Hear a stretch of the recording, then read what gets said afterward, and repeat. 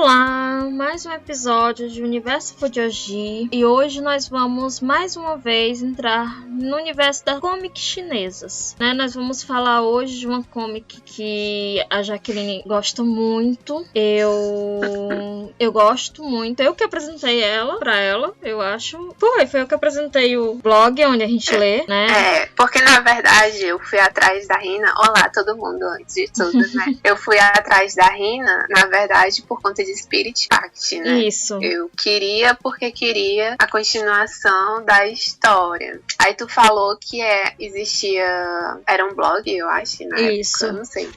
Que ela traduzia e eu fui atrás. Só que dentro do site da Rina existem outras comics. E aí eu fui lendo algumas outras, que eu fui vendo a história, comecei a ler e gostei. Pois é, nós estamos entrando mais uma comic Manhwa, né, que é como se chama, a gente já falou isso, os desenhos chineses.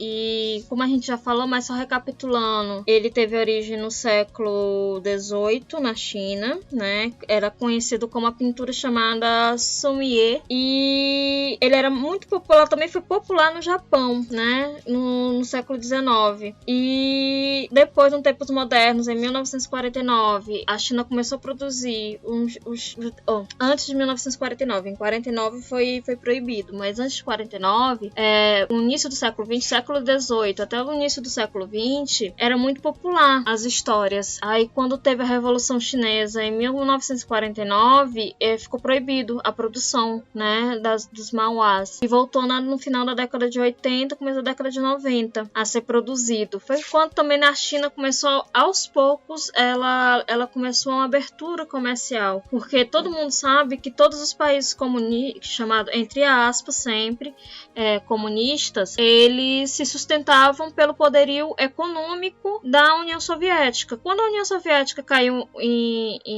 começou a cair em 85, né, com a criação da Perestroika, e culminou com a queda do Muro de Berlim em 89, e a Rússia caiu, se eu não me engano, a Rússia começou a cair em 90. Então toda essa mistura, todos esses acontecimentos, queda do Muro de Berlim, desmembramento da União Soviética, né, os países do leste europeu, que eram praticamente todos comunistas, começaram a separar, a Tchecoslováquia se separou. Então foi um grande acontecimento que os países considerados comunistas, entre aspas, começaram a se desmembrar ou começaram a enfraquecer-se. Então nós temos também o começo de uma abertura comercial na China na década de 90, e temos a perda econômica e uma tentativa de abertura em Cuba. Mas aí, como todo mundo sabe, em Cuba nós tivemos esse problema por causa dos Estados Unidos, por causa do bloqueio americano. Então, assim, essa comic que a gente vai trabalhar hoje, 3 de março, é belíssima, um contexto histórico bem complicado, né? Ela é um gênero de manhwa que a gente coloca como romance, drama e comédia. Para quem quiser ler, ela está no Fujojismo Pride, que é o blog da Rina. Lá tem outros também. E ela foi criada pela Paulina Zhao. Ela, como a gente já falou, a maioria das comics na China, elas não são produzidas como no Japão.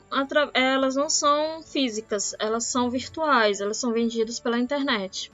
A Jaque vai ficar mais com o contexto da história, e eu vou dar umas pinceladinhas, mas eu vou ficar mais com o contexto histórico quando a gente for falar. É contigo, já. Pois eu queria falar da Zhao primeiro, né? Uhum. Porque a Zhao, ela tem uma sensibilidade muito grande, assim.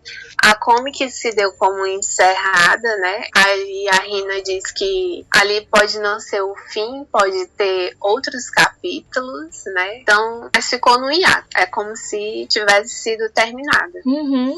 Mas a sensibilidade que eu falo é porque quando você vai ler, e aí ela é poética, né? Ela usa textos de vários poemas ao longo da história, e a pintura tem na comic, tem umas que você dá vontade de moldurar e pendurar no quadro, assim, na parede da sua casa, porque é muito lindo. É uns desenhos, e um dos personagens que é protagonista, que é o que gosta muito de comer, quando desenha as comidas, você chega a dar uma fome também, porque ele gosta muito de doce. E ela desenha muito bem. É muito bacana visualmente. A gente tem que olhar que os desenhos dos manhwas, eles muitas vezes são muito diferentes dos mangás, dos japoneses e do coreano, das comics coreanas. Elas têm um traço mais delicado, como se fosse pintura. Eu tava vendo as pinturas que vieram das comics e das novels, que às vezes vêm, né, feita pelos autores ou pelos chineses. E eles têm um traço parecido com o da Zao. Eu tava vendo da Modo Suji, mas eu tava vendo agora da Lenga de Xiaofei, que vai estrear agora. Não tem data definida, mas já tá sendo divulgado, que é o próxima série histórica do Wen Yibo. E nós temos também o do Imperador Fantasma, né, Jaqueline? Que eu já vi umas pinturas e é muito parecido com a pintura da Zao. Uhum. Aí ela começa com um poema assim: a grande vantagem de viver em tempos difíceis é poder contemplar estes momentos de seu sorriso radiante e com ele dar início a um grande amor. E aí começa a história, né? E a comic se chama 3 de março porque se inicia 3 de março. A primeira cenário. Que é quando eles se reencontram, na verdade, né? Depois a gente entra nesses detalhes mais pra frente, mas eles se conhecem desde criança. Mas no momento atual é como se eles conhecessem nesse dia, 3 de março. É uma comic que no início tem muita comédia, porque o comandante Zhang, ele é uma pessoa assim, como é que se diz? Ele é um comandante muito respeitado no exército, só que quando ele chega perto do RE, eu vou chamar como ele chama, o pequeno R, né? Eles são bem... Quando ele vira um idiota, tipo assim, e ele vive apanhando, porque fica em situações assim, que é como se ele tentasse todo tempo se aproveitar do RE, e aí RE não aceita, e aí ele vive batendo no comandante. Então a comédia, ela se concentra bastante no início, né? E vai passando os tempos, ela vai ficando dramática e ela termina assim, os últimos capítulos é a agonia total, mas é muito bom porque a gente tem também esse ar da guerra, né? Que a gente vai falar quando for pro final. Eu vou contextualizar o período histórico que se passa, que a gente vai entender um pouco o que causa a rixa entre China e Japão. A história ela se passa praticamente no último conflito militar real existente entre as duas potências, mas isso é lá pra frente. E falando do comandante, né, do Zhang, Zhang, na verdade, pronúncia é com A, mas a gente pronuncia com E. O que eu acho engraçado é Zhang, que ele fica bobão, ele fica um Zé bobão com o Ye. A primeira cena é uma das mais engraçadas, que o Ye tá num café, né, e o comandante tá lá com o primeiro encarregado dele. Aí ele pega, eu não me lembro como, ele pega os bilhetes de teatro do Ye. Aí ele, não, ele comprou. Ele comprou, né? Ele tinha os bilhetes do Ye e ele tava... porque assim, vamos na contextualização primeiro. A história basicamente é o comandante tentando seduzir o Ye. Tipo assim, é ele correndo atrás dele o tempo todo. Dentre eles, fora eles dois, existem mais 2 personagens assim que são essenciais, que é o ajudante do comandante. Isso, que é o primeiro encarregado dele. E aí, na verdade, mais pra frente a gente descobre que ele é o vice-comandante, né? Porque o irmão do comandante fica no lugar dele e assume o vice-comando. Mas aí é a história mais pra frente. E aí, pois é o Shino, né? O Shino, o ajudante do comandante, é o Shino. E aí tem o Xiaoxi, que é o discípulo do RE. Que na verdade ele aparece Chibi, eu acho que em toda a história, né? Ele só aparece... Quando ele aparece inicialmente, ele tem o tamanho dele normal. Ele é uma criança... Eu acredito que ele tem uns 13 a 14 anos, por aí. Só que a Zao, ela adotou mudou pra versão chibi dele, né? Uhum. Enfim, aí ele fica sendo carregado pra cima e pra baixo nos braços. Isso. Se não é do R, é do Shino. E aí, apresentando os personagens, né? O R.E. é um mestre de um grupo de teatro que mora na Casa da Ópera. Uhum.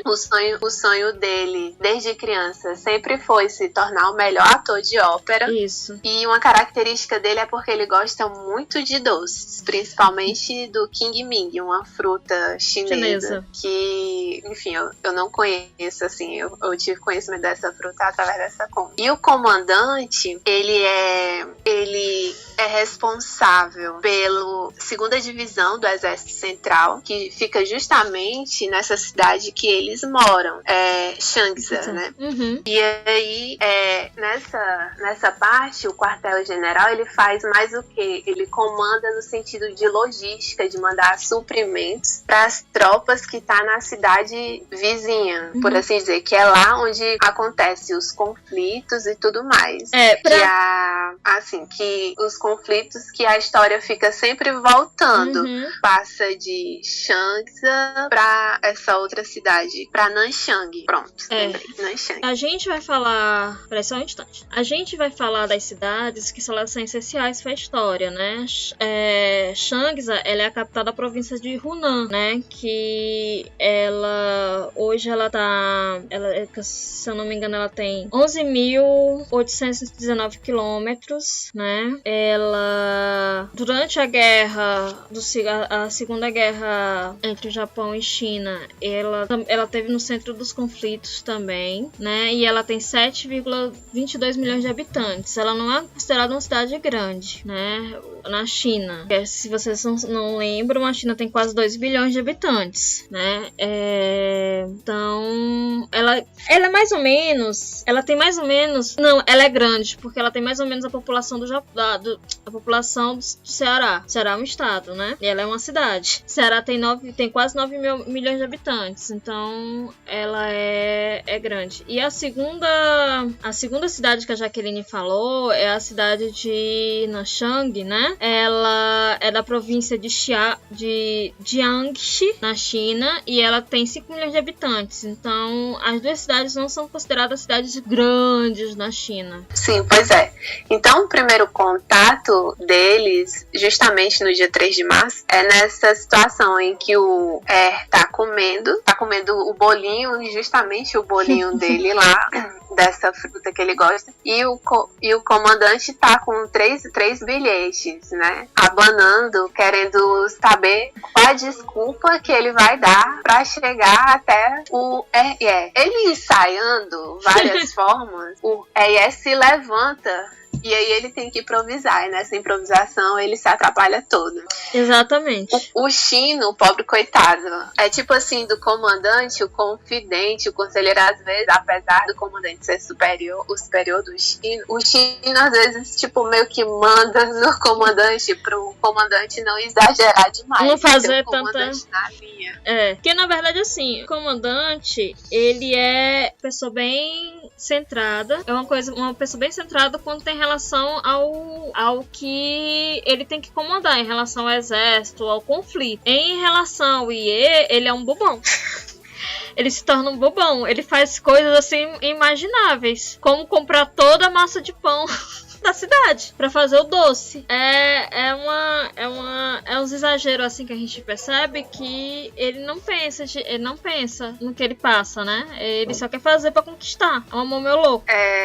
Porque como o poema diz, e aí a gente lendo, a gente vai percebendo, porque pro comandante o IE é como se fosse assim a paz dele no cenário de guerra. Isso. Então, de todos os problemas que ele tem quando ele tá perto do IE e ele vê o sorriso dele, ele se sente em paz, ele se sente feliz. E a história todinha, quando você vai ver, é ele tentando poupar o IE também do que a guerra pode trazer, né? Uhum.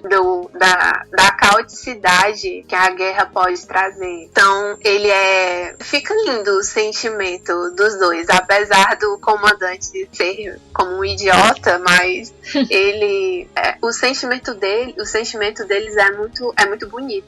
O sentimento deles é muito bonito. E aí, dentre todas essas extravagâncias, né, o Ye fica traumatizado, porque quando ele vai dar os bilhetes e o Ye não cai. Tipo assim, ele dá aquela desculpa.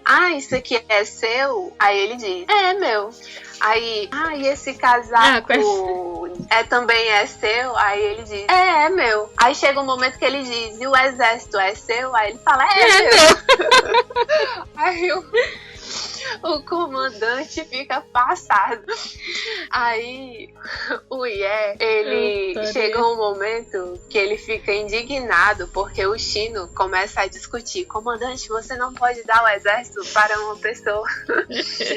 Aí ele, ouvindo a discussão do Shino com o comandante, ele pega e devolve todos os presentes, né? Aí pra se redimir, ele tem a ideia desse bolo. Ele compra a farinha todinha da cidade, entendeu? Pra mandar fazer esse bolo que ele gosta, porque o comandante é observador, viu? Ele comenta, aí ele gosta de doce. Vamos fazer esse bolo. Só que quando manda os empregados todos, que foram acordados à noite, eu acredito, pra fazer o bolo, a cozinha explode, há uma explosão na cozinha. E aí, adeus bolo, adeus massa, adeus tudo, fica só uma bolinha de massa cozida, que ele bota numa caixinha. Isso. E é o segundo presente que ele dá pro Ye. O Ye, quando abre, ele diz, isso é presente que se dê. Porque o Ye é tão apaixonado. E assim, aparece a rotina de cada um dos primeiros capítulos, né? Tipo assim, o dia do Ye, ele acorda, ele vai fazer suas atividades matinais, que são enormes, porque ele tem todo um treinamento. Ele também tem a parte marcial, né? Apesar de ser ator, não é só a interpretação, mas aí ele tem interpretação, voz, tudo, pra tarde se apresentar. E tem a descrição do dia dele. Isso. Aí passa a descrição do dia do comandante, que é na porta da casa do Ye. Aí, tipo assim, manhã passou, tarde passou, noite passou, e ele plantado ali na porta. Aí uma criança passa. Aquele é um mendigo que tá pedindo dinheiro. Tipo assim, aí as pessoas, você não tem mais o que fazer na sua vida. Tipo, o comandante passou o dia em frente ao portão da outra pessoa. Aí ele fica, tipo assim, é o stalker, né? Ele fica... Onde o Ye vai, ele vai atrás. Ele fica seguindo o Ye pra tudo quanto é canto. Aí o Ye, quando foi tomar o café da manhã, descobriu que não tinha o bolinho dele. E aí o Ye, né, é que nem uma criança também, mimada. Porque eu quero meu doce, eu quero meu doce. Aí ele sai e vai comprar pra ir atrás desse bolinho. E sem querer, ele tomba com o comandante, né? Isso. Aí o comandante, que é desastrado, meio que atropela a mulher com o cavalo, mas tudo bem. Aí o Shino diz, deu exemplo, ajude uma pessoa. Aí é justamente quando o Ye tá passando. Isso. Aí ele diz, não é isso que você está pensando. Aí oferece justamente a caixinha com a massa da bolinha que ficou. A única coisa que sobrou. Aí ele se revolta também. Porque ele descobre que o comandante comprou toda a farinha da cidade. Por isso que não tem o bolinho dele. É triste. A vida do comandante é complicada. A vida do comandante é bem complicada. E ele apanha bastante. Sim. E o Ye entende como se o comandante... Porque assim, o Ye é uma pessoa, é um ator que ele é muito cobiçado, né? Isso. Não só pelas mulheres, por ver muito bonito, como pelos homens também. E ele já recebeu inúmeros convites de outras pessoas e ele nunca aceitou, mas aceitou que o comandante pudesse assistir uma peça dele, né? Ele deu uma abertura pro comandante que ele não deu pra nenhuma das outras pessoas. E aí o comandante pede, tipo, pra ficar presente quando ele tá tomando banho. E aí ele diz, se suas intenções, esqueça as suas intenções, né? Como se fosse só se aproveitar dele.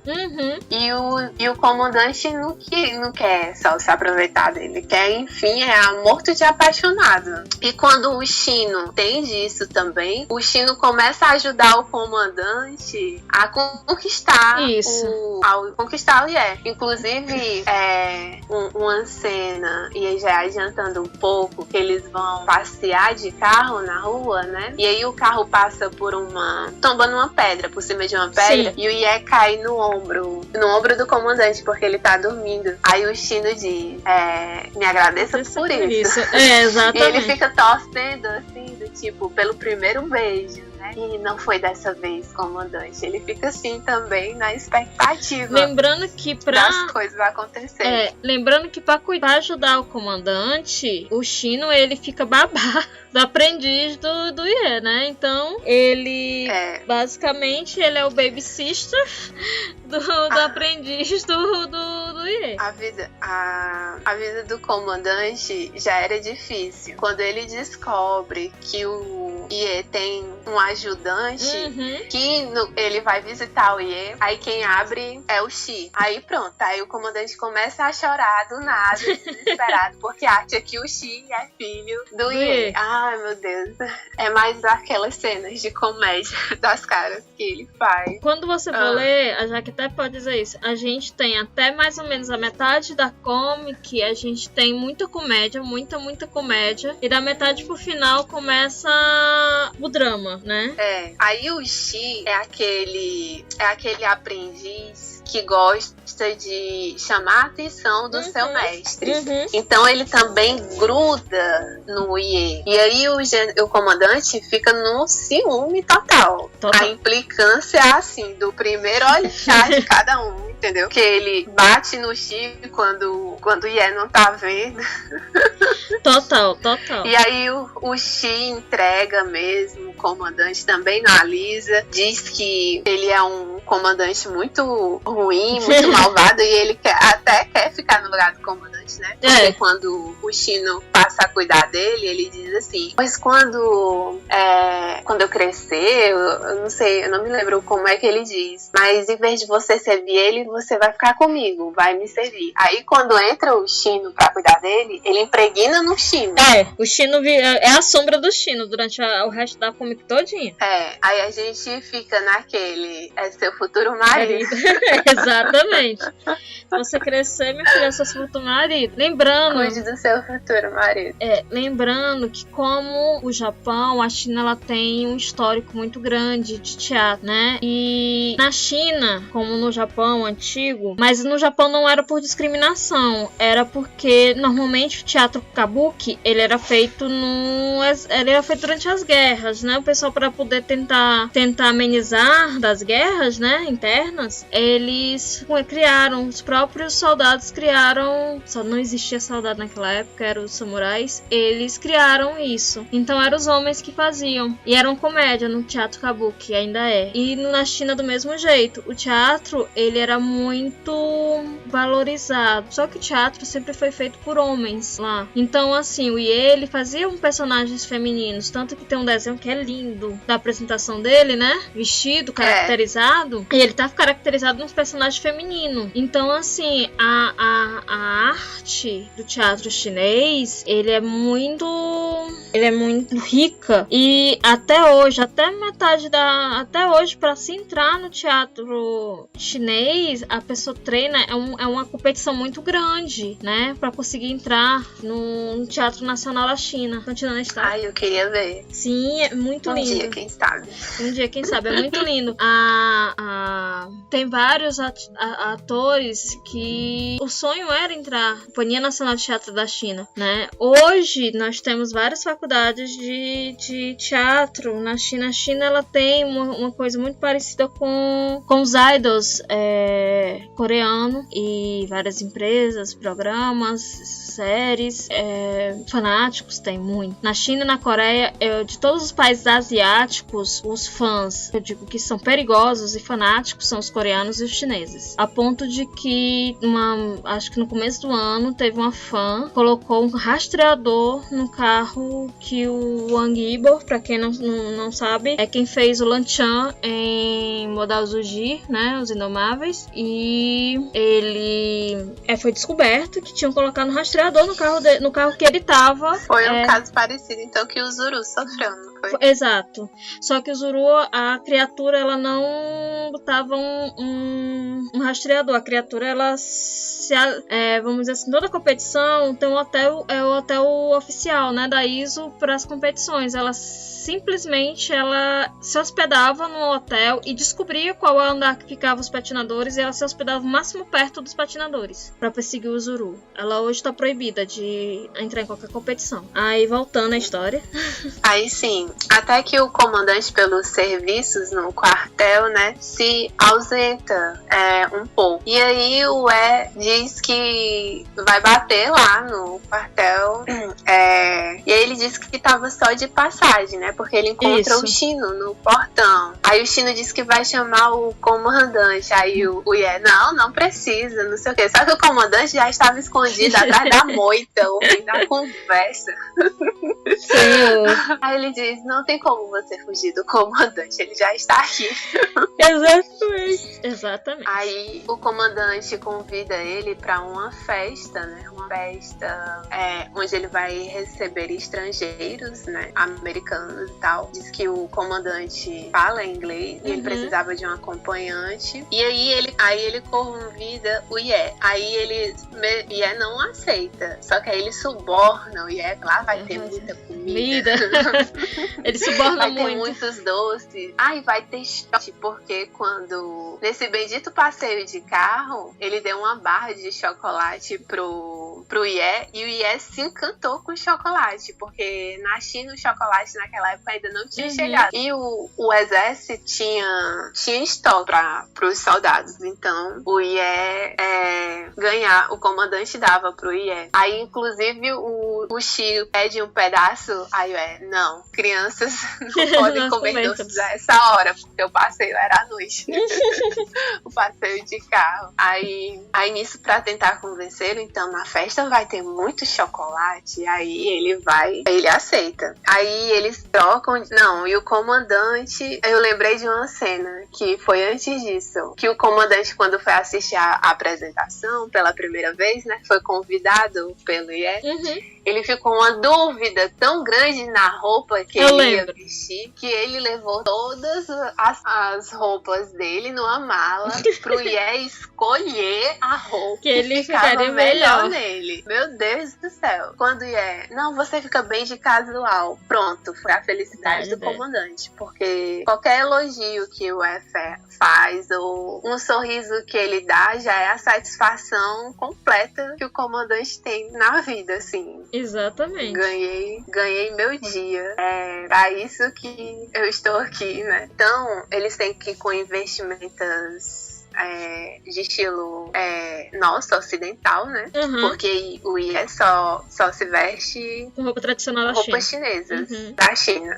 E aí eles vão como um casal. E aí você percebe que o Ye começa a sentir ciúmes do comandante. Você já começa a ver os primeiros traços de ciúme, porque uma convidada lá quis dançar com o comandante e o comandante não aceitou. Isso. E aí tem o primeiro incômodo do Ye, né? Porque dentro da cidade, devido a esse estado de guerra, existe pessoas infiltradas do Japão. Exato. E aí que o Ye vai no banheiro, uma pessoa segue ele. E aí eles começam uma discussão lá no banheiro. E apesar do Ye ser ator, e você começa a ver assim, parecer frágil, mas o Ye sabe lutar muito bem. Ele se defende muito bem. Então, ele não precisa, em termos assim, do comandante pra pra defender. Só que o cara tava armado. E quando ele puxa a arma, o comandante surge atrás dele, né? Só que esse cara diz que ele é o prostituto do comandante. E ele não gosta dessa expressão de prostituto. Só lembrando que os atores chineses, eles também aprendiam artes marciais para as atuações, né? Então, ele sabia se defender. Apesar de ser frágil, ele sabia se defender muito bem. Aí, com essa de chamar ele de prostituto, e o que a maioria pensa, né? Assim, depois, porque comandante, tipo, sustenta, como se sustentasse ele, né? E do tipo, ele é o amante do comandante, ou coisa do tipo. Que não é verdade, que todo mundo sabe que o Ye sustentava-se antes de conhecer o comandante. O Ye tem uma vida muito boa, exato, por sinal. Sim. Ele tem uma vida muito boa, se defende e se sustenta muito bem. Exato. Sozinho. E aí, nisso, o comandante, pra se redimir, quer carregar ele, né? Carregar nos braços até em casa. Só que antes de ir em casa, ele leva pra um ponto alto da cidade, né? Exato. Que eu acho que é a fronteira da cidade com outra cidade. É um ponto, é tipo uma torre que dá pra ver a cidade toda iluminada. E aí, quando ele vê que as luzes se apagam, e aí o Ye já também se defendendo, né, chateado, tipo, você me trouxe aqui pra se aproveitar de mim, pra não sei o quê. E o comandante, o pobre coitado, tentando se redimir. E do tipo, pra subir nessa torre tinha umas escadazinhas, né? Aí o Ye não faz corpo mole. Não quero saber, me carrega. Então diz que quer me carregar. Exatamente. E o comandante chega morto lá em cima. É uma fase muito engraçada, porque você percebe que o Ye é chantagista com o comandante também. Ele percebe que o comandante é apaixonado por ele. Ele é apaixonado pelo comandante, só que ele diz, eu não vou ceder tão fácil. Então ele faz chantagem de todas as formas que ele pode. Ele ganha até um telefone, que telefone é raro naquela época. A história se passa entre 1936, antes do conflito, e continua durante o conflito. Aí, voltando, né? Aí quando ele vê as luzes apagadas, aí ele pergunta por que as luzes estão apagadas, né? Aí justamente por essa questão de ter pessoas espiãs, a cidade teve um toque de recolher. E aí se apagava tudo. Aí ele promete ao Ye, tipo assim, que ele iria ser a primeira pessoa a ver todas as luzes se acender de volta, né? As luzes de Changsha. É uma das promessas que ele faz. E nesse primeiro momento, na parte da guerra, a China estava se saindo bem, mais ou menos, né? E aí, com o passar, eles começam a vir o jogo. Os japoneses viram a situação. Pela metade da história, passa-se um ano e o conflito começa. O conflito começa em 1900 porque assim, vamos entrar um pouco no contexto das guerras entre Japão e China. Japão e China são países que são que desde a criação do Japão, a China é mais antiga, eles têm lutado. O Japão nem tanto, porque o Japão tinha tanta guerra interna que ele não tinha como, vamos dizer assim, tempo pra guerrear com os outros. E com a China ele tinha até o século 2 e 3 na nossa era, porque lembrando que o calendário chinês e o calendário japonês só entrou no nosso calendário, que é chamado gregoriano. O calendário gregoriano, ele só entrou em 1860. A China, ela não tá no nosso calendário, ela utiliza por contas comerciais, mas ela tem um calendário deles mesmo. Tá no ano 5000 e ela vai cacetada. Então, o conflito entre Japão e China, nessa época, eles não tinham um conflito direto. Por quê? Porque exatamente o Japão tinha muitos conflitos internos. E o Japão depois, no período Tokugawa, se fechou para tudo. Então, ele estava lá, né? Não tinha o que ele guerrear. O que acontece? Essa guerra se chama Guerra Sino-Chinesa. Teve dois parâmetros. A primeira guerra que eles chamam... O comandante participou dessa guerra em 31. Isso. É que na verdade não foi uma guerra, foi só um pequeno... Eles chamam de pequenos conflitos. A guerra mesmo começou em 1938. Mas na verdade, em 1931, o Japão ele começou a querer ter uma colonização. Ele começou a querer tomar partes de outros países. A Coreia, ela é um ponto de conflito desde sempre, porque a Coreia já pertenceu ao Japão e depois pertenceu à China. E nessa época, em 1931, o Japão queria retomar a Coreia para ele, né?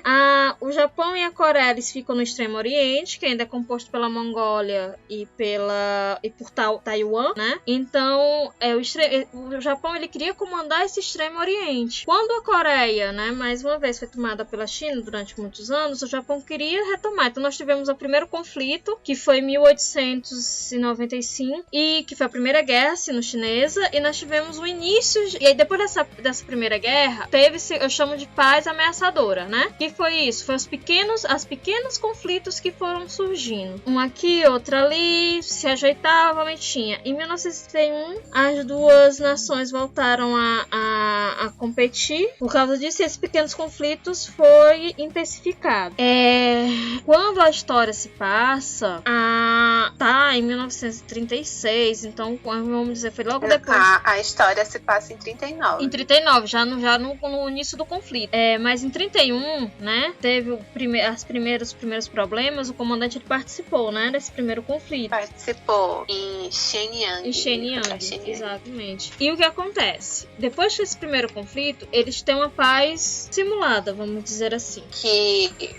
Eu não sei em contextos históricos, mas a tropa do comandante nessa parte, Shenyang, ela foi toda morta praticamente, entendeu? Só sobrou ele e o comandante dele, porque na época ele não era comandante, e mais alguns soldados. Aí você vê, porque nessa parte que ele tá explicando, é justamente quando o Ye já tá confessando pra ele que ele conhece ele desde a infância, e aí ele chamava de Gege Verde, né? Gege do uniforme verde. Porque o comandante sempre usou o uniforme, desde ele participou da escola militar, vamos dizer isso, né? Na escola militar. Então, o personagem dele sempre tá uniformizado. Então, assim, e eles diziam, quando crianças, que iriam defender a China juntos. E aí o Ye diz, eu quero ser merecedor de poder defender a China com você, tipo, ao seu lado. E eles têm esse sentimento muito forte de defender o seu país, né? De fazer alguma coisa pelo seu país. E aí o comandante nesse momento lembra justamente de Shenyang. E ele diz assim, foi tão caótico, teve tantas mortes, ele viu muitos corpos e rios de sangue. Aí entra um outro poema da Zhao, que é triste, mas é muito bonito. E ele pensa assim, ele não fala nada dessa época, ele não conta pro Ye as coisas de guerra, e ele diz assim, mesmo que você fique com raiva de mim, eu só quero ver o seu sorriso, então eu sempre vou falar com você de assuntos como a lua, como a árvore, como das coisas felizes, né? Mas não quer inserir na vida dele a guerra. E o Ye é revoltado, porque ele quer ajudar, ele quer participar, ele não quer ficar de fora. Apesar de não ser um soldado, e a gente vai chegar lá para dar apoio ao comandante nesse sentido. Para contextualizar corretamente, o início do conflito ele se deu no dia 7 de julho de 1937, no incidente de Marco Polo, da ponte de Marco Polo. Existe uma ponte sobre Xangai, a cidade de Xangai, chamada de a Ponte de Marco Polo, né? Todo mundo sabe, quem estudou um pouco de história da China, que Marco Polo ele foi essencial para que o Ocidente conhecesse a China. Que a partir de Marco Polo foi que a seda foi para a Europa, que a pólvora foi para a Europa, que são invenções chinesas. O macarrão, que não é invenção italiana, é chinesa, né? O poste chinês. O poste chinês, tudo. É muita invenções. filmes de histórias, as coisas assim, todo mundo atrás do pote chinês. Porque quando a pólvora se espalhou, aí começou os armamentos de guerra. Exato. Então, assim, foi em 7 de julho de 37. Nesse conflito, só nesse conflito, né? Nesse que eles chamam de incidente, 300 mil pessoas morreram, tá? Do lado da China. Chineses. Então, aí as coisas se acirraram. Mas a Jaqueline ia continuar com a história um pouco da comic, e depois eu vou, quando a gente começar a guerra, eu entro no conflito real. Pois é, eu parei no encontro, né? Uhum. Sim. Aí ele faz essa promessa, aí ele vai carregando ele pra casa. É uma coisa, assim, incrível a relação deles dois. Aí, por um outro momento que acontece, é que o Ye, ele recebe um convite pra se apresentar em uma casa, né? Uhum. Numa casa de uma pessoa muito importante. Acho que ele tinha navios no porto, né? Uma coisa assim. E aí ele ia se apresentar lá, uma apresentação particular. Ele avisa pro comandante que ele não aparecesse no outro dia porque ele ia ter uma apresentação. Não. Antes de contar essa história, o Ye, ele começa a pesquisar aos poucos coisas da guerra, né? Ele justamente, nesse encontro, ele foi procurar comandante porque ele estava lendo no jornal que as coisas estavam se complicando. Isso. Ele foi olhar as notícias da guerra, e aí, inclusive, quando o comandante ia entrar lá no quarto dele, ele não deixou, e o comandante pensou que tinha um homem lá, e na verdade o Ye tava querendo esconder todos os jornais, tal. E aí, sim, e nesse muro, o comandante diz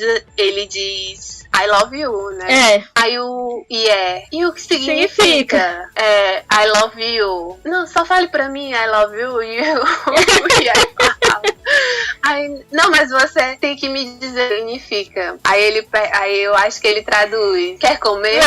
Tipo isso, a tradução. Quer comer? Aí o Ye, depois disso, também vai atrás de um dicionário. Pra saber o que é, exatamente. Pra saber o que é I love you.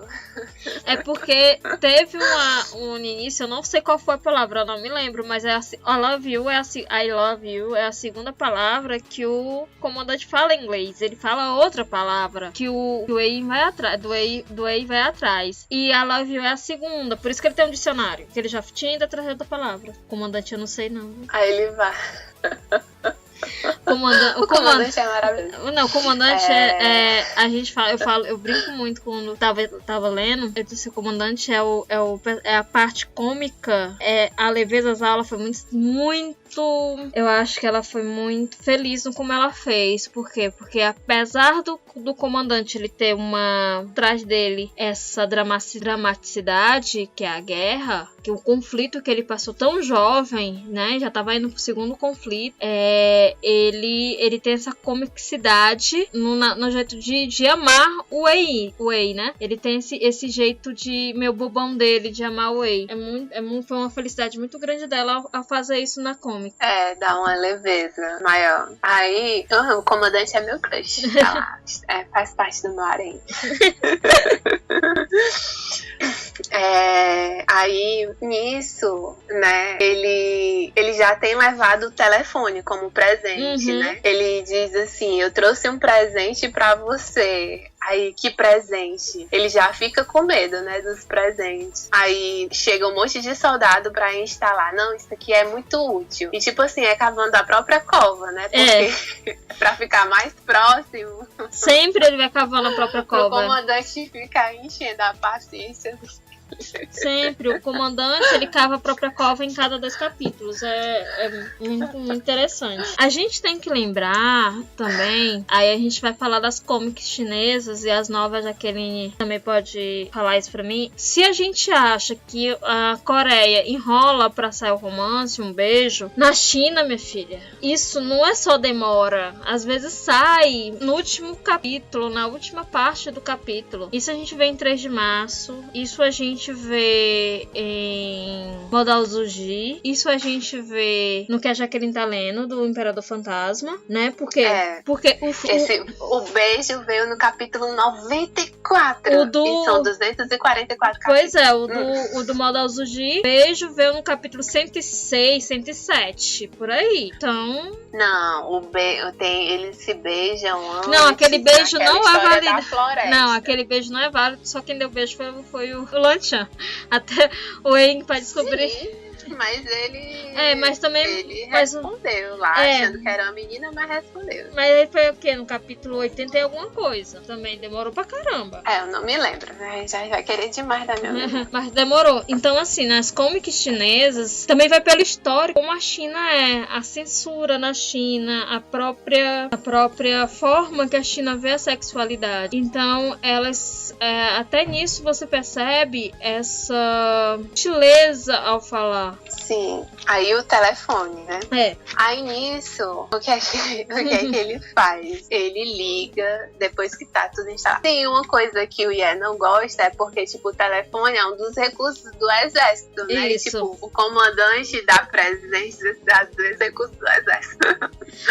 Aí ele liga pro Ye à noite querendo saber o endereço e Ye não conta. Aí ele liga de novo e quem atende é o Xi. Aí nisso o Xi, tipo assim, tenta ser esperto do tipo, eu vou me... Porque o Xi é aquele personagem que te irrita, mas você começa a aceitá-lo depois que ele impregna no Xi. Mas às vezes o Xi é tão chato que o Xi atrapalha todos os momentos, assim.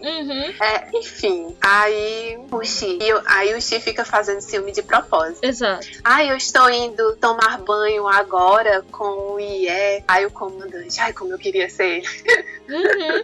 Aí o Xi acaba dizendo onde vai ser a apresentação. Aí o comandante se vangloria, né? E ainda chama ele de burro. Exatamente. Mas enfim, é uma implicância natural que esses dois personagens têm. Mas enfim. Aí o comandante descobre onde vai ser a apresentação. E o bom é que, apesar do Ye não falar, quando ele chega na casa, quando ele é recepcionado, quando ele vai começar a entrar no quarto pra se arrumar, no caminho ele pensa, tá tão silencioso, né? Será que ele não vem? E eu do tipo, tá com saudade do comandante, reclama dele, mas queria que ele estivesse aí. Mas é só abrir a porta do quarto que ele toma um susto, porque o comandante tá lá dentro.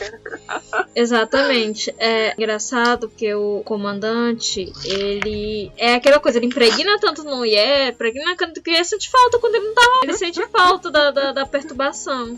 Aí ele leva, não, eu só vim entregar um presente. Aí o Ye é um presente. Exatamente. Meu Deus, eu não quero os seus presentes. Aí quando ele vai e estende uma barra de chocolate, aí ele não resiste.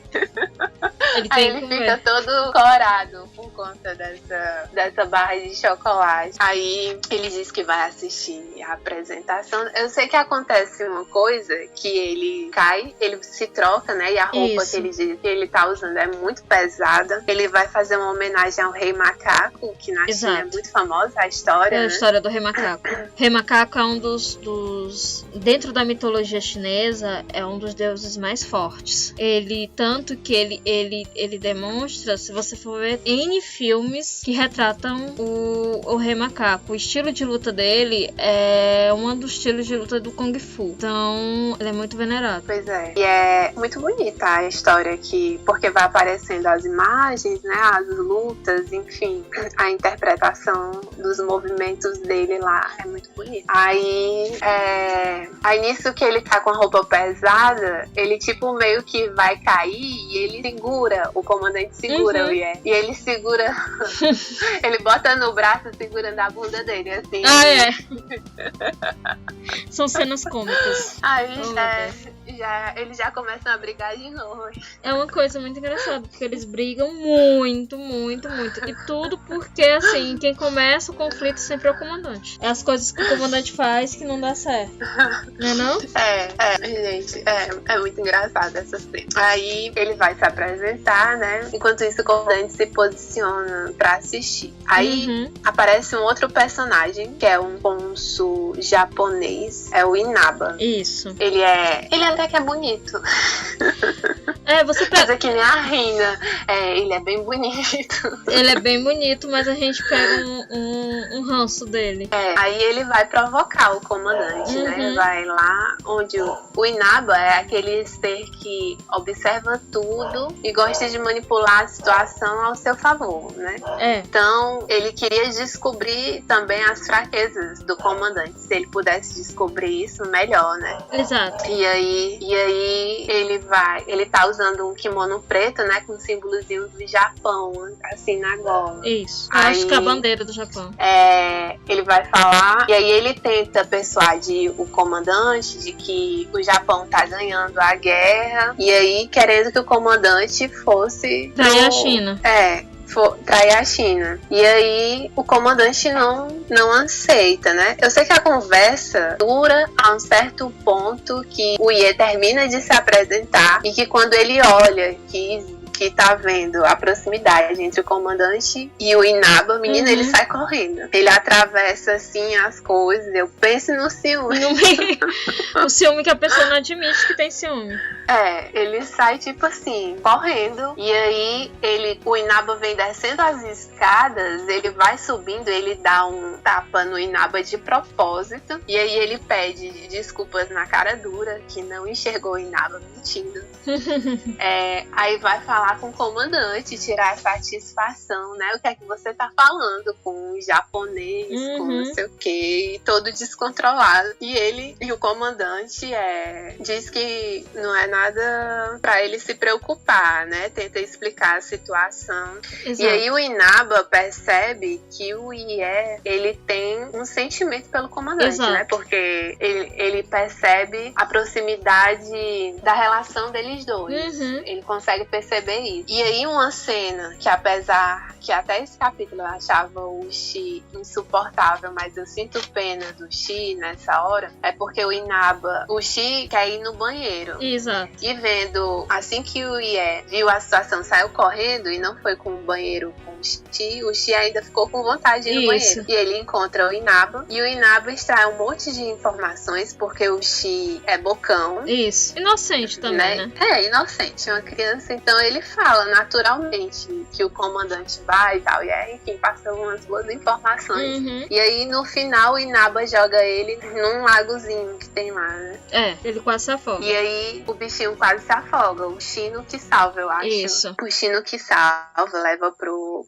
médico. Que é muito... É dramático. Fica muito, assim... Foi cruel da parte dele, né? Aí, nisso, chega um outro oficial que tá infiltrado na parte do Inaba, né? Na parte japonesa, dizendo que existe traidores dentro do exército chinês. Isso. E aí, na verdade, ele não fala dos traidores. Ele conta uma história que é como se o dono da casa fosse ajudar o lado japonês. Exato. E pede ajuda do Ie pra se aproximar do dono tentar se aproximar do dono da casa pra convencer a ele a não ajudar o Japão, ficar do lado da China. Isso. Só que isso tudo era para descobrir os traidores dentro do exército. Exato. Porque quando o Ie vai tentar falar, aparecem 2 oficiais do exército chinês que tentam matar ele.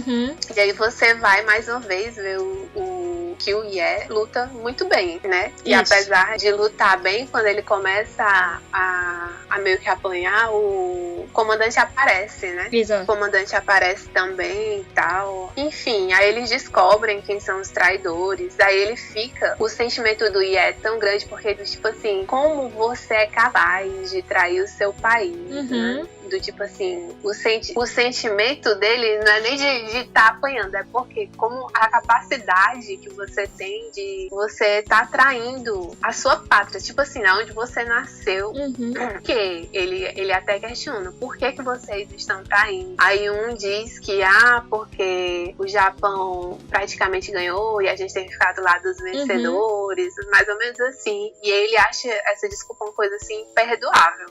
Você sente o nacionalismo nele nessas falas, assim. A gente vai ver durante o período da Comic que o nacionalismo chinês é muito de sobrevivência. Sobrevivência da cultura, de sobrevivência da língua, de sobrevivência do povo. Por quê? Porque apesar, nessa época, não existia mais Império Chinês. Já era a República Nacional da China, né? E o Império Chinês, ele não foi dissolvido de forma pacífica. Houve conflitos mesmo depois da República. Esses conflitos culminaram no final com a Revolução de 49, quando foi Mao Tse Tung, né, instalou a ditadura comunista na China. Mas, então, esse nacionalismo que você vê é porque as atrocidades feitas pelo imperador japonês, desde o imperador Meijin até o filho e neto que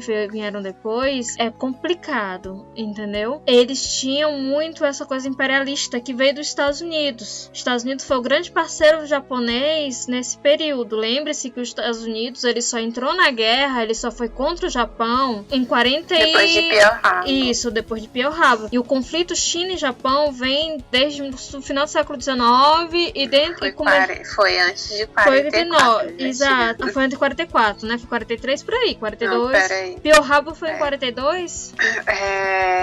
Temos que pesquisar. Peraí, Pearl Harbor. A entrada. Pearl Harbor, eu acho. E é porque eu assisto. É de 41. 41. 7 de dezembro de 41. Então, até aí, os Estados Unidos estavam neutros. E antes disso, antes dessa guerra, do início da Guerra Mundial. Churchill se esforçando pra convencer os Estados Unidos de que Hitler ia ser péssimo. Já tava dominando a Europa, né? Ia ser péssimo. Mundo, e o Japão tava praticamente dominando o Extremo Oriente. Então, o que acontece? Então, esse conflito, esse nacionalismo chinês era muito da sobrevivência. Termina a parte da história do mangá, que aí eu vou entrar muito nesse conflito. Que ainda tem umas coisas bárbaras que acontecem. Sim, pois é.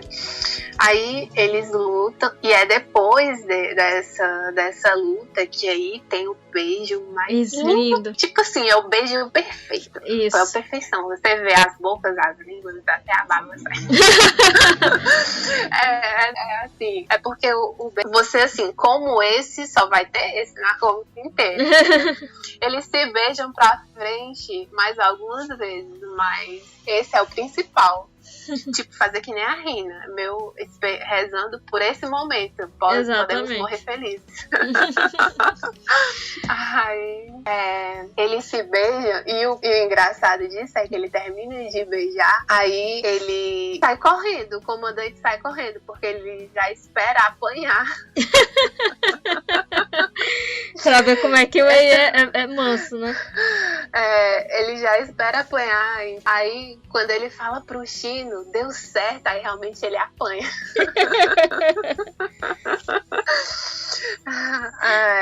Mas nessa situação, né? Aí a partir daí ele é atacado. Isso. Antes.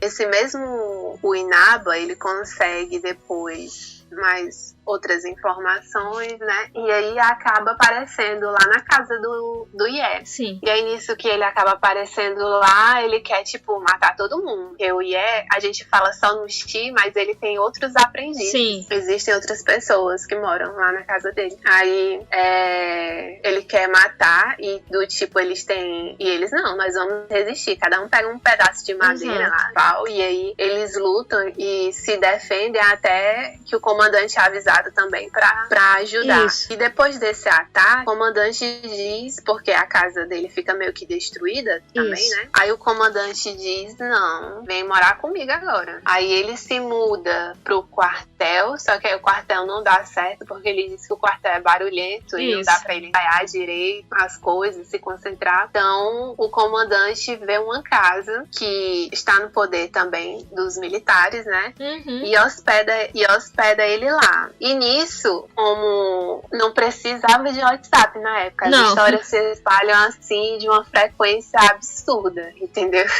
A fofoca rola solta. Sim. Que chega a tia do Ye com a prima pra visitar, já sabendo que o comandante tava ajudando ele e tal. Aí ela conta uma história de que eles estão em necessidade, que a menina precisa se casar. Exato. E aí ela teve a ideia, sei lá, vamos apresentar a menina pro comandante. Querendo casar a prima com o comandante. Aí eu olho assim pra cara dela, é muito vaca uma pessoa dessa. O Ye fica mexido, né? Isso. Do tipo, de certa forma, o Ye em determinadas histórias, ele é inocente, ele acredita na bondade das pessoas. Exato. E por um momento, ele se deixa, assim, acreditar nessa história. Até que o Shin, o próprio comandante, abre os olhos dele e diz assim que não é bem que as coisas. Eles têm uma ideia, passar o Shino ficar no lugar do comandante.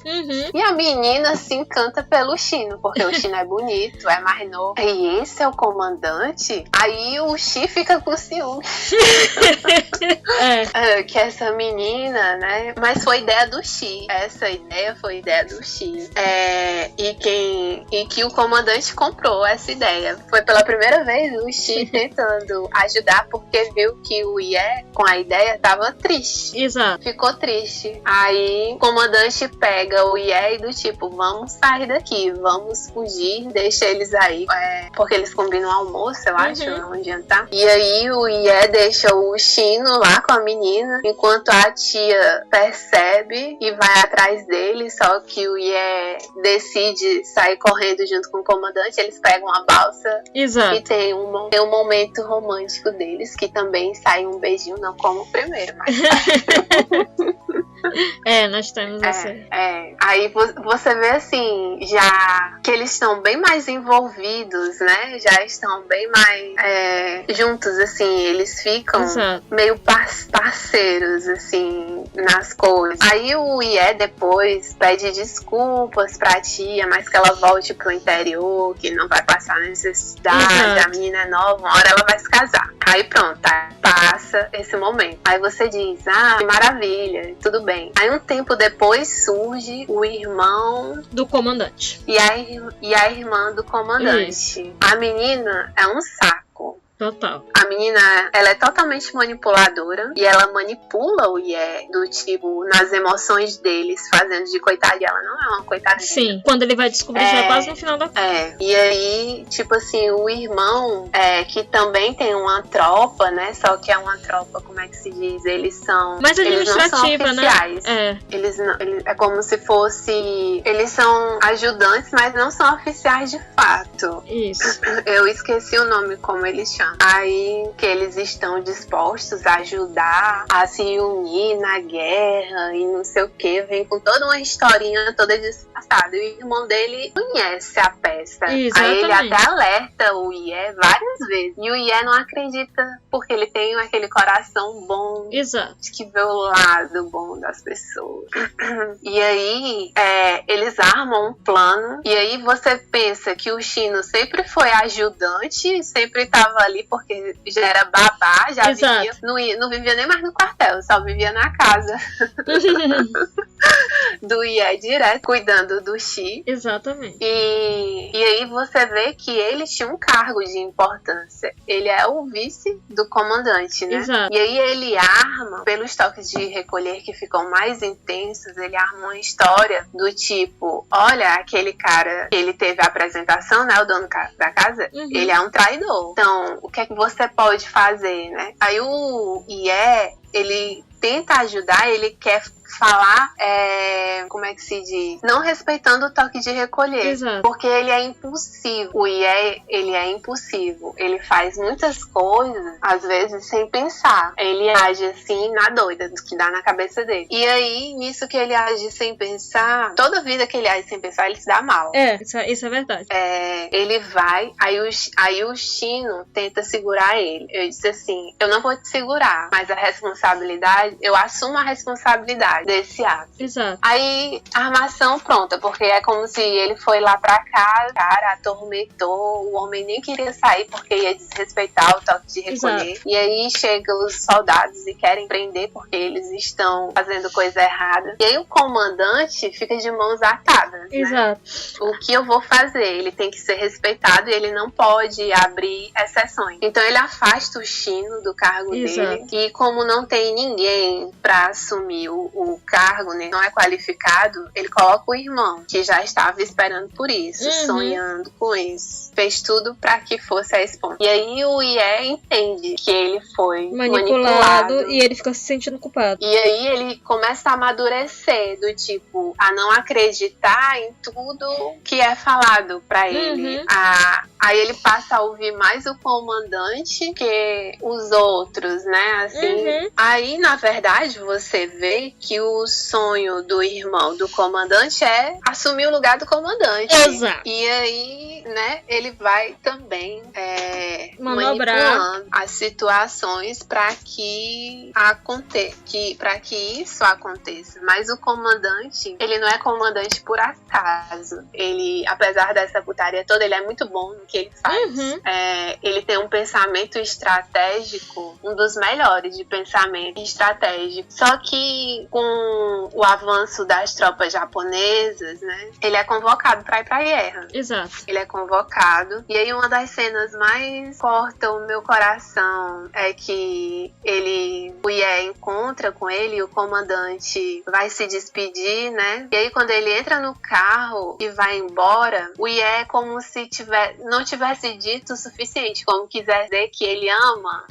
Só que aí ele sai correndo atrás do carro e não consegue dizer que ama. E o comandante grita que ama ele, vai gritando que ama ele. E ele fica com aquelas palavras entaladas dentro dele, porque ele perdeu a oportunidade de dizer que amava o comandante. E essa cena é uma das cenas mais tristes, inclusive eu tô quase chorando aqui, sabe?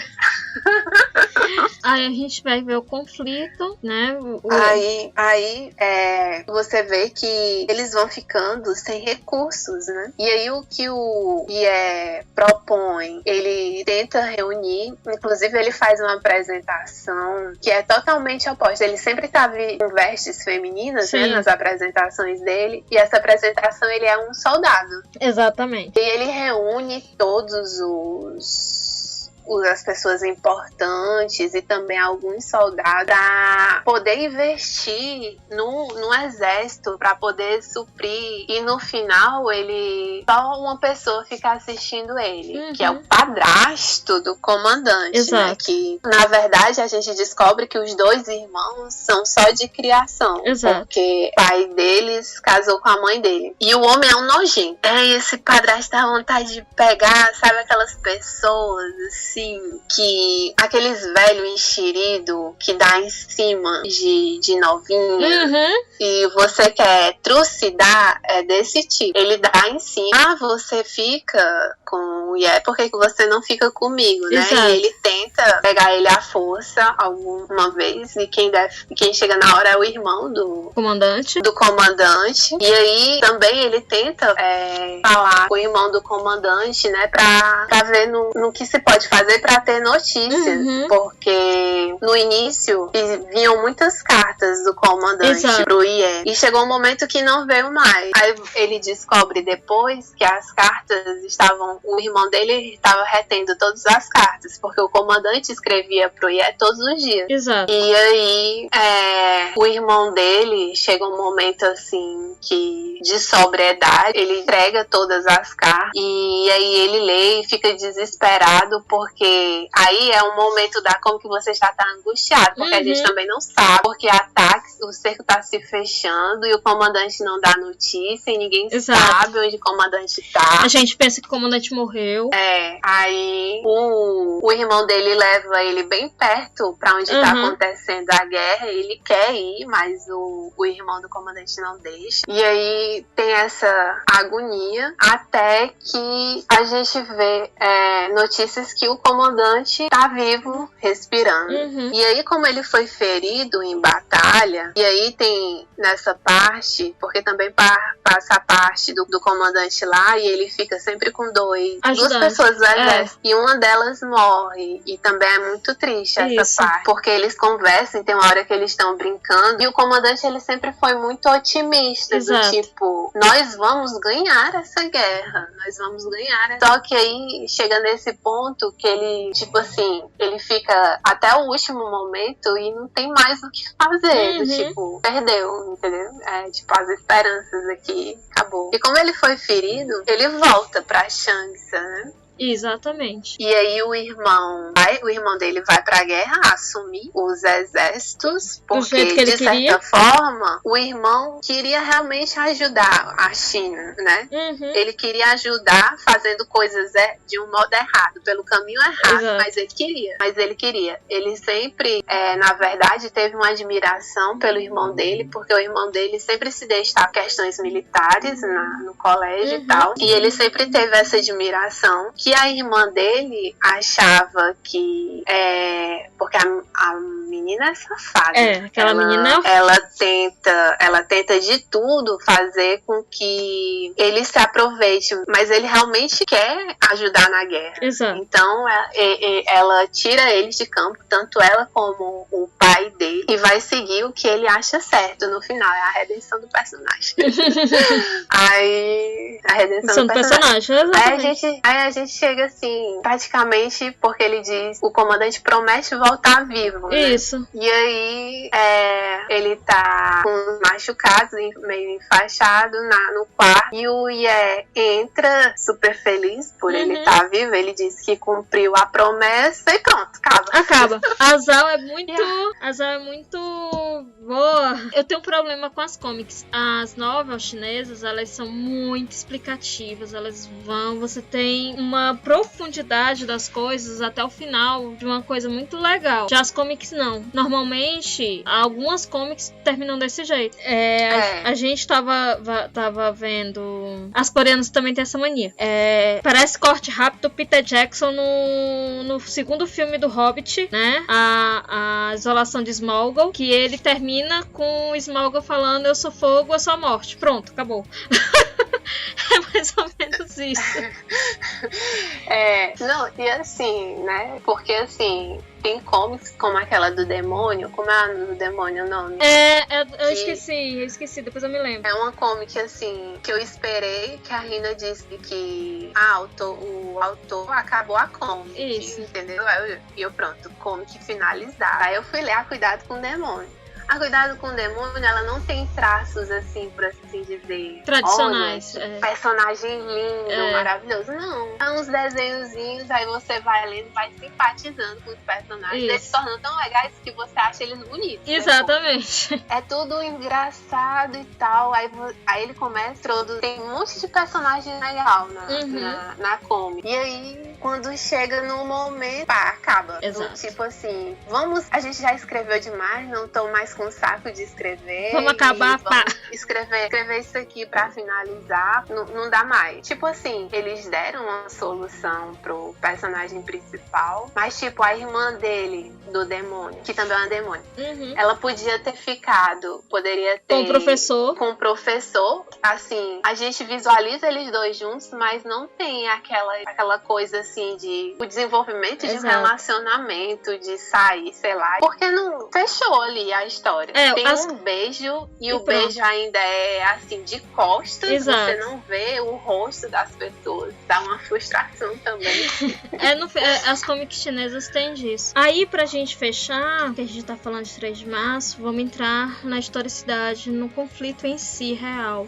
A história se passa, como a gente já falou, durante conflitos sino-chinês, o segundo conflito sino-chinês, Segunda Guerra, e como a gente disse, ela começou com um incidente na ponte de Marco Polo em Xangai em 37. Só que o seu maior mar ruim, que eu acho que foi até hoje, junto com os campos de concentrações alemães, eu acho que só foi a maior barbaridade que aconteceu no período de guerra, nesse período de conflitos, foi o massacre de Nanquim.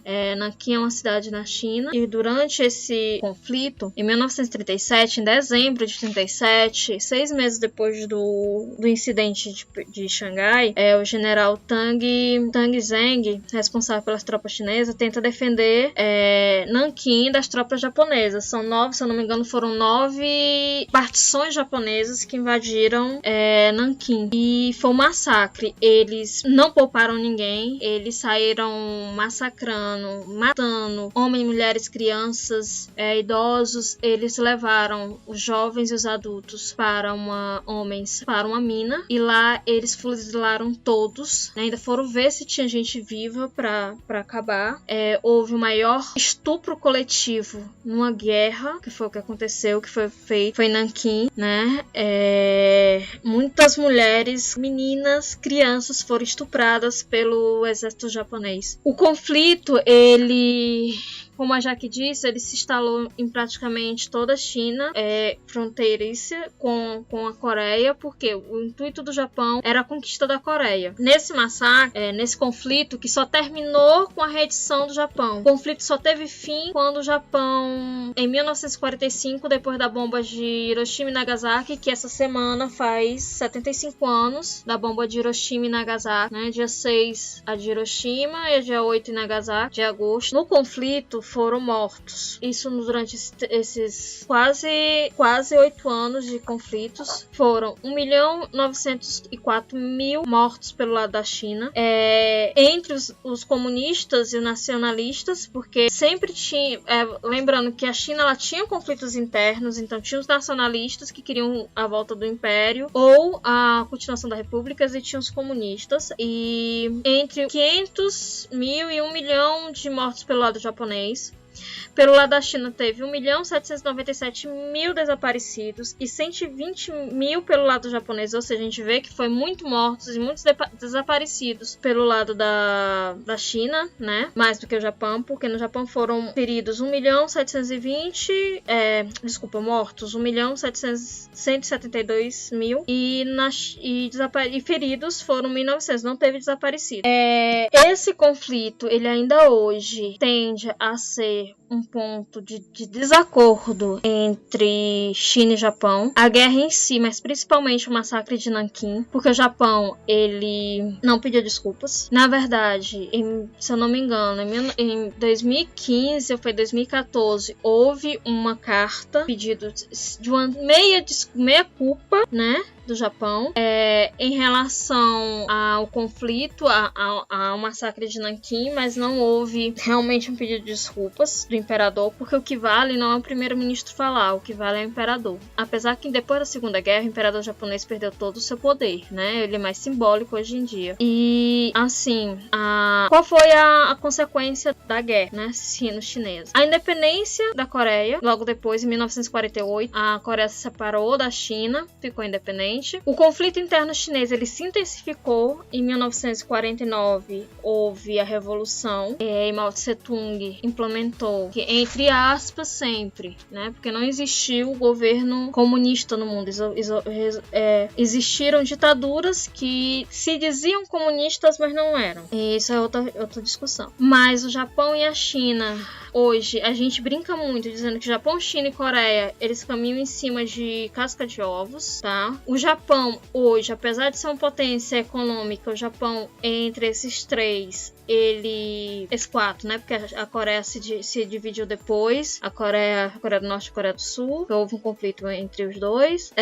O Japão, ele é o mais frágil, porque o Japão não tem exército. Depois de 1945, foi reformulada a Constituição japonesa, japonesa, e dentro da Constituição japonesa formulada por americanos, o Japão é proibido de ter exército. O Japão, no máximo, tem uma guarda de defesa, que não é muito forte. Então, entre China, isso está tentando ser mudado por causa exatamente de conflitos acontecendo principalmente com a Coreia do Norte. A China hoje, ela tem um exército grande? Tem, mas a China hoje, ela não quer um conflito armado, ela prefere um conflito até comercial, né? Principalmente... Inclusive, a China... Você passa na universidade, né? Seu primeiro semestre, você recebe treinamento militar. Todas as pessoas, sim, tanto sim. as moças como os rapazes. E na Coreia é obrigação, tem os homens até 30 anos tem que se alistar no exército, com 2 anos no exército, é obrigatório. Então, assim, mas para vocês saberem que dentro da história de 3 de março, esse conflito, ele é colocado o lado chinês, né? É o lado dos perdedores. Porque na história a gente sabe muito, tirando os vikings, como sempre a gente tem que ressaltar isso, tirando os vikings, a história é sempre contada por quem venceu. Ela não é contada por quem perdeu, né? Exatamente. Inclusive, muitos personagens da história, elas não entram na história, assim, podem ter contribuído de forma significativa para aquele resultado, mas quem vai entrar nos livros é o tá com maior status, exato. Sei lá, o general, exato. O presidente, os líderes. Os líderes, exatamente. Então, assim, quem tiver curiosidade, tem um livro chamado Massacre de Nanquim, eu não me lembro do autor agora, mas que ele fala o que aconteceu. O livro é triste, mas procurem a história da Segunda Guerra sino-japonesa, que vocês vão ver também falando sobre isso. E leiam 3 de março, o blog da Rina, né, Fujogismo Pride, ele tem a história completa que ela traduziu, então procurem lá, leiam e se apaixonem pelo Ye, pelo comandante, riem muito. E fala, já. A China, ela é traumatizada por guerras, né? Sim. É por isso que ela tem uma muralha. Sim, porque a China, ela, apesar de ser um país muito antigo, ela também foi tentada ser conquistada de várias formas, né? Por ser grande demais. Então a muralha da China, ela foi construída para proteger contra os invasores mongóis, né? Que a Mongólia, ela é fronteira, tanto se você for olhar, muita gente confunde mongóis com chineses, porque eles são muito parecidos e porque a fronteira é muito próxima. Então a muralha da China foi feito pra isso, pra proteção. E aí, eu fui olhar nessa história, né, a Mongólia. Ninguém fala na Mongólia. Por que ninguém vai morar na Mongólia? Lá vou eu, na minha pesquisa, Mongólia. Aí você entende perfeitamente porque a Mongólia invadiu a China. Porque uma parte dela é um deserto. Exato, e a outra parte dela é muito frio. É gelo. Então, você não cultiva nada naquela terra. Por isso que os mongóis eram nômades, né? Eles são nômades até hoje. E, tipo assim, a capital da Mongólia é a cidade mais desenvolvida. Isso. E que quem fica no país vai pra lá, né? Porque a maioria dos jovens tende a sair da Mongólia e ir pra China trabalhar. Então, assim, quando você tem poucos recursos, né, do tipo, e naquela época você pensa no meu povo, como você diz, as pessoas às vezes a gente procura lados, né? Uhum. Mas na guerra, às vezes, não há os inocentes. Exato. Não há. Então, existem os interesses. Exato. E aí você pensa, no meu povo aqui, o pessoal morre de frio, não tem como plantar, morre de fome, então vamos subir. E aí, antes de subir, vamos invadir. É por isso que Gengis Khan dominou a Ásia, aquela parte, a Ásia quase toda. E tipo, um pouco da Rússia. Todo mundo tem um parente. O Gengis Khan todo asiático tem. A gente, saiu uma pesquisa essa semana, pra gente terminar esse assunto, saiu uma pesquisa essa semana falando que o genes nórdico, ele prevalece entre os genes negro e dos índios no Ceará. Aí eu, sei, 12 anos de ocupação holandesa fez isso. Fez não. Mas Gengis Khan, ele sim, porque ele tinha concubinas, né? E essas concubinas tiveram filhos, e esses filhos tiveram filhos. E até hoje, o DNA do Gengis Khan a maior parte da população da Mongólia tem um pedaço do DNA do Gengis Khan nas veias. Aí, e só pra fechar esse assunto de guerra, de interesses, né? Aí, tipo assim, nesse momento dessa parte, eu fico do lado da China, da parte perdedora. Sim, Aí sim. eu puxo por exemplo, a história da Escócia com a Inglaterra, né? Eu fiquei do lado dos escoceses, mas se os escoceses tivessem ganho a última batalha, eu não saberia o que eles teriam feito com os ingleses também. Então, é uma questão assim, que os ingleses se achavam superiores, os cultos, né? Isso. Nós somos os educados e eles são, tipo assim, os fazendeiros, os são os matos que não têm educação, são selvagens, né? E aí teve esse conflito. Uma série que, se vocês quiserem assistir, Outlander, é um romance. Se você procurar, eu quero saber de história, no momento você vai se frustrar, porque vai cair muito no romance entre a Claire e o Montagnier, que ele é escocês, ela é inglesa e ele é escocês.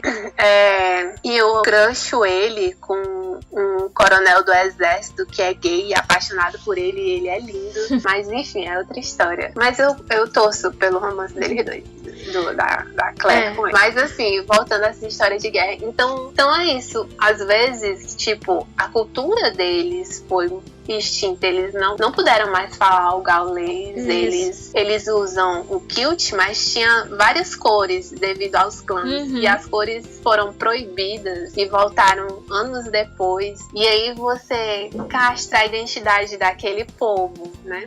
Uma coisa que o chinês nunca deixou de fazer, é uma coisa que dentro tirando a Coreia, dentro da Ásia, a gente tem muito forte a identidade do povo, essa identidade, a língua, o costume, a religião, ela é muito forte. Tanto que na China, cristão acho que é 0,01% da população. No Japão também. Aí por que eu falo da Coreia? Porque a Coreia ela já foi tão colonizada que a Coreia não tem muito disso. Tanto que 90% da população coreana é evangélica, entendeu? Não cultua as coisas antigas. Não tem uma religião antiga que ela cultua. Então essa história da guerra, ela é muito massacrante para a cultura e a identidade de um povo, né? Isso. Tipo, quando os samurais foram extintos, eu estava do lado do Japão, mas na Segunda Guerra eu não estava do lado do Japão. Exatamente. Eu digo sempre que quem gosta da era Meiji, me desculpe, mas eu sou totalmente aversa àquele imperador. Eu sou totalmente aversa ao imperador Meiji. Ele simplesmente quis enterrar a cultura japonesa, colocar por cima a cultura ocidental. Neste tipo, agora, depois de quase 100 anos, é que o Japão está tentando voltar à sua cultura real, entendeu? Até Takakana, que é um alfabeto que a gente aprende quando está estudando japonês, ele surgiu depois da Revolução Meiji, né? Ele surgiu para palavras estrangeiras, palavras americanas que foram entrando. Então, eu tenho um problema com esse imperador, mas depois a gente conversa quando vai falar coisas japonesas. Então, eu espero que vocês tenham gostado. Leiam a comic, como eu digo mais uma vez, leiam a comic, vejam a história. É muito bonita, engraçada, triste e nos faz pensar. Espero que vocês tenham gostado. Até semana que vem. Até.